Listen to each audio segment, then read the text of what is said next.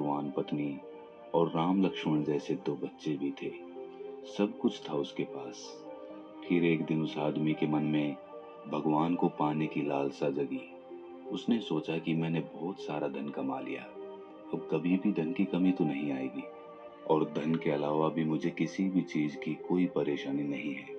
बस अब बचे कुचे जीवन में मुझे ईश्वर के दर्शन करने हैं। उस आदमी ने ईश्वर को खोजने की ठान ली। ईश्वर को खोजने की शुरुआत उसने मंदिरों और धर्म स्थलों का निर्माण करवाने से की। पर बहुत सारे मंदिर बनवाने के बाद भी उसे ईश्वर के दर्शन नहीं हुए। फिर उसने दान पुण्य करना शुरू किया। उसने अपने खजाने में से बहुत सारा धन दान पुण्य में लगा दिया, लेकिन फिर भी उसे ईश्वर के दर्शन नहीं हुए। फिर उस आदमी ने सोचा कि अब मुझे बड़े धामों की तीर्थ यात्रा करनी चाहिए। उस आदमी ने बहुत से तीर्थ स्थलों की यात्रा की और उनके दर्शन किए। ऐसे ही 20 साल गुजर गए, पर उस आदमी को ईश्वर कहीं नहीं मिले। भगवान को पाने की कोशिश करते करते वो इंसान थक गया और आखिरकार एक दिन महात्मा बुद्ध के पास पहुंच गया और कहने लगा कि हे बुद्ध, मैं 20 साल से ईश्वर को खोज रहा हूँ, पर मुझे ईश्वर कहीं भी नहीं मिले। क्या आप मुझे ईश्वर को पाने का कोई मार्ग दिखा सकते हैं? उस आदमी की बातें सुनकर महात्मा बुद्ध उससे पूछने लगे कि ईश्वर को खोजना कोई बड़ी बात नहीं है, वो तो बड़ी आसानी से मिल जाते हैं। अच्छा, तुम ये बताओ कि ईश्वर को खोजने के लिए तुमने क्या किया और कहाँ-कहाँ खोजा? वो आदमी बुद्ध को सारी बात बताता है कि मैंने बहुत सारे मंदिरों और धर्म स्थलों का निर्माण करवाया, दान पुण्य भी किया और कई सारे तीर्थ स्थलों के दर्शन भी किए, फिर भी मुझे ईश्वर के दर्शन नहीं हुए।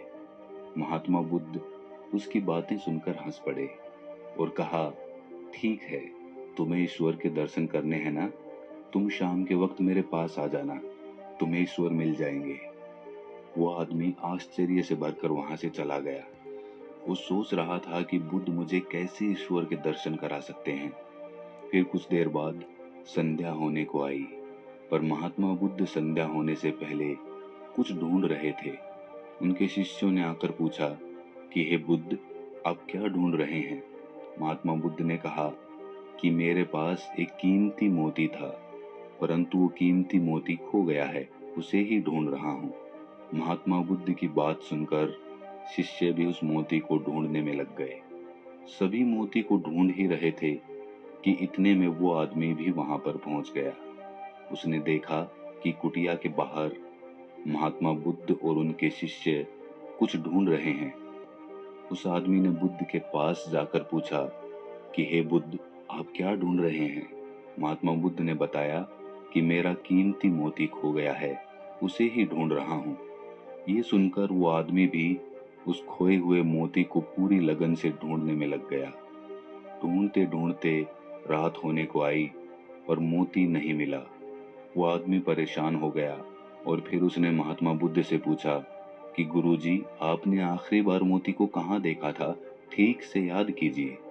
महात्मा बुद्ध सोचकर बताते हैं कि मैंने आखिरी बार वो मोती कुटिया के अंदर देखा था। ये सुनकर वो आदमी गुस्से में आ गया और बुद्ध से कहने लगा, आप में थोड़ी सी भी अकल नहीं है बुद्ध? अगर मोती आपकी कुटिया के अंदर गुम हुआ है तो कुटिया के अंदर ही मिलेगा ना, बाहर थोड़ी मिलेगा। आप सब बेकार में इधर उधर ढूंढ रहे हैं और मुझे भी अपने साथ ढूंढवा रहे हैं। आप अपना तो समय व्यर्थ कर ही रहे हैं और दूसरों का भी समय व्यर्थ कर रहे हैं। फिर महात्मा बुद्ध उस आदमी की तरफ देखकर मुस्कुराने लगे। ये देखकर वो आदमी बोला कि हे बुद्ध, आप हंस क्यों रहे हैं? मुझे कुछ समझ नहीं आया।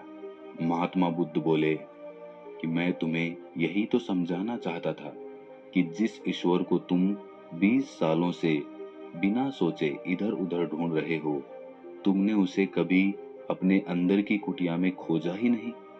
ईश्वर कभी खोजने से नहीं मिलते, उसके लिए तन और मन पवित्र होना चाहिए, तभी ईश्वर के दर्शन होते हैं। अगर तुम ईश्वर के सच्चे दर्शन करना चाहते हो तो इधर उधर भटकना छोड़कर अपनी अंतरात्मा में ध्यान लगाओ, ईश्वर तुम्हें वहीं मिलेंगे।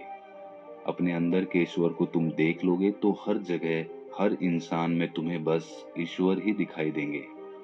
महात्मा बुद्ध की अमृत भरी वाणी सुनकर उस आदमी को अपनी गलती का एहसास हो गया और बुद्ध के चरणों में गिरकर माफी मांगते हुए कहा कि मैं बेकार में ही इधर उधर भटक रहा था। वास्तव में तो ईश्वर हमारे अंदर ही होते हैं।